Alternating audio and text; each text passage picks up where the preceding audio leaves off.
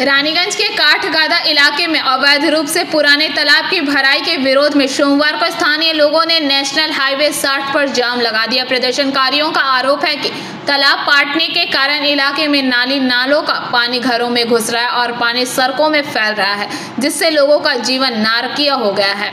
सोमवार दोपहर 12 बजे से 1 बजे तक चले इस सड़क अवरोध के दौरान 60 नंबर राष्ट्रीय राजमार्ग का गिरजापाड़ा हिस्सा पूरी तरह ठप रहा और शहर में यातायात व्यवस्था चरमरा गई। काठगादा और आसपास के निवासियों ने बताया कि इलाके में एक बड़ा और पुराना तालाब मौजूद था, जिसे जमीन माफियाओं ने अवैध तरीके से भरकर वहां प्लॉटिंग कर मकान बना दिए।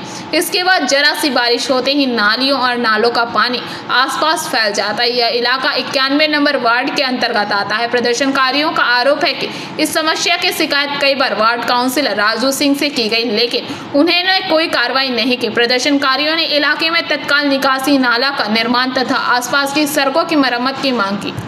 सूचना पाकर रानीगंज थाने की पुलिस और ट्रैफिक गार्ड मौके पर पहुंची, लेकिन लोगों का गुस्सा शांत नहीं हुआ। थोड़ी देर बाद वार्ड काउंसिलर राजू सिंह भी घटनास्थल पर पहुंचे और प्रदर्शनकारियों से बातचीत की। उन्होंने आश्वासन दिया कि समस्या के समाधान के लिए तुरंत कदम उठाए जाएंगे, लेकिन प्रदर्शनकारी तब भी डटे रहे। आखिरकार काउंसिलर ने भरोसा दिलाया कि 2 दिन के भीतर इस समस्या के समाधान के लिए कार्रवाई की जाएगी। इस आश्वासन के बाद लोगों ने अपना जाम समाप्त किया और यातायात बहाल हुआ। কি কারণে হয়েছে 3 বছর থেকে আমাদের বাড়িতে জল ড্রেনের জল ঢুকছে ওতে আমাদের পায়খানা বাথরুম সবকিছু জল এখানে ঢুকে যাচ্ছে আমাদের বাড়িতে সবারই। 3 বছর থেকে বলা হয়েছে, কোনো ব্যবস্থা হয়নি। ড্রেন পরিষ্কার করতে আসছে, আমাদের ভিতরের ড্রেনগুলো ছেড়ে দিচ্ছে, ভিতরে কেউ ঢুকছে না, কিন্তু সামনে করে চলে যাচ্ছে।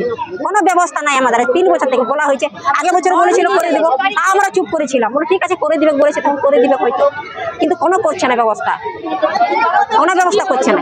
আমরা কি করবো তাহলে? তার জন্য আমাদেরকে রোড ব্যবস্থা পথ অবরোধ করেছি, যেহেতু পাশে একটা প্লটিং করেছে পুকুর ভরাট করে, ঠিক আছে, ওর নাম হচ্ছে বুলু রায়, ঠিক আছে। তো যখন প্লটিং করেছিল তখন বলা হয়েছিল যে ড্রেনের ব্যবস্থা যেমন করে দেওয়া হয়।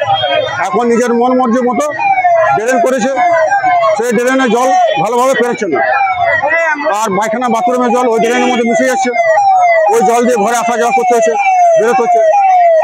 তো এইসব ব্যাপার নিয়ে অভিযোগ দিয়ে কর্পোরেশন করা হয়েছে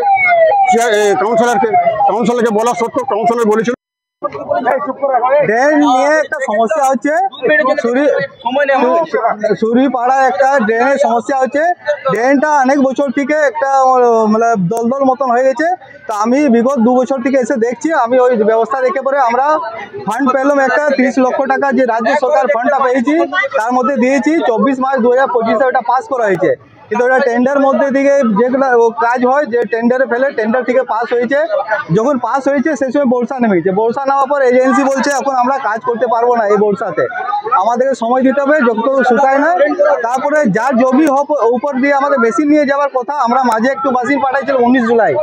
তো সেই সময় দেখা গেছে ওখানে যার জমি ও বললো যে আমার জমি থেকে মেশিন আমি যেতে দিব না, আর এখন জল জমা আছে, মেশিন দিয়ে আমাদের জমিটা বেশি কাটাকাটি হয়ে যাবে বলে ও একটু আপত্তি জানালো। আমাকে বললো যদি ওইটা হয় তো ওইটা নিয়ে যারা যাবে তাদের নামে কেস করা হবে।